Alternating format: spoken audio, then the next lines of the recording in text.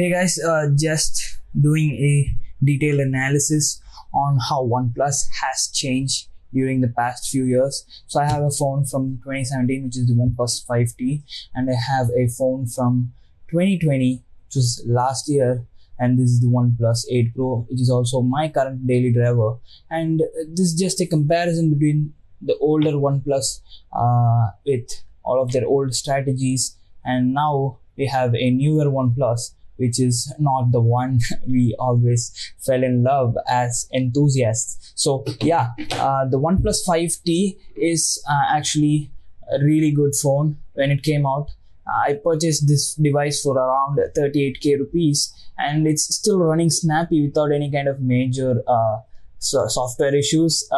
And this is a pretty old phone if you consider it as a smartphone, but yeah, it had pretty beefy internals. It came with the Snapdragon 835, had 8 GB of RAM, 128 GB of storage, and this phone flies through everything.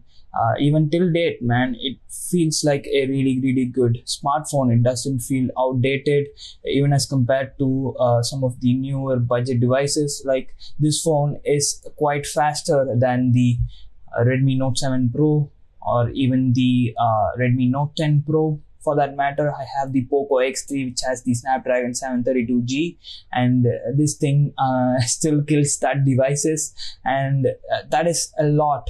On long-term usage, this device is a pretty beast of a device, and except the cameras, I think everything is quite functional. You can take and receive calls. The battery health is also pretty good. I would say it still gives around 3.5 to 4.5 hours of usage, which is even the OnePlus 8 Pro gives me about the same usage, which is a lot back in those days. So yeah, this device is a really good performer for the price, and all the older OnePlus phones were very value for money. They only skimmed on cameras. Even that was fixable by routing and installing a Gcam or something like that on this device. I remember some of my best photos were taken with this OnePlus 5T with the Google camera mod. But nowadays, I don't think it works good as per 2021's standard. So I don't think the older OnePlus devices are any good to use. But yeah, OnePlus has definitely changed its strategy with the OnePlus 8 Pro and the devices which were launched after the OnePlus 8 Pro, like the 9 Pro, 9R, and the OnePlus 9 series of devices. And I think this approach might piss some people off, especially enthusiasts like me. I was definitely very pissed off at the launch of these devices. These devices are pretty much flagship devices, and they are pretty expensive. They come at a cost, but for that matter, they are pretty powerful as well. I mean, these are not slow or mid-range devices. These are still flagships, and they are asking flagship money for their cameras. But I think where OnePlus is still lacking is the cameras. They don't give iPhones the run for their money yet because of the inconsistent camera software. I'm definitely in love with the hardware of OnePlus devices, like the OnePlus 8 Pro right here, and all of the devices which were newly launched are pretty good. They are pretty fast, snappy, but the older devices are not getting proper software updates, like the OnePlus 60, the OnePlus 70 series of devices, and this device is also kind of falling apart when it comes to software updates. They are not very consistent in giving you software update, but as of now it is good. But in the future you might have some problems regarding the software update, and OnePlus is not kind of focusing on software updates, and they are not in the mood to fix the current bugs that are arising on their devices. Like, this phone even now has some force closing issues with certain apps, and I haven't faced that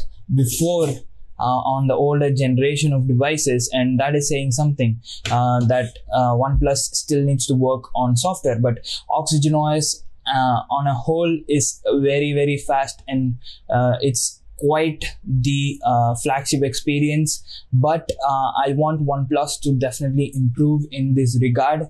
And coming to the pricing, the main star of the show, the pricing, these devices are getting expensive, and OnePlus is selling the OnePlus 9 Pro, the 256GB variant, for $70,000. Man, that is hella expensive. And for that price, I would definitely buy the iPhone 12, which has way superior software, way superior hardware quality, and way superior update cycle. And I don't know, I just got this device for $47K, and at this price there is no phone touching this phone. It's definitely better than the iPhone 11 in my opinion. But yeah, the OnePlus 9 series and the future of OnePlus is definitely at stake, because not a lot of people prefer OnePlus, and all of the people who used to prefer, including me,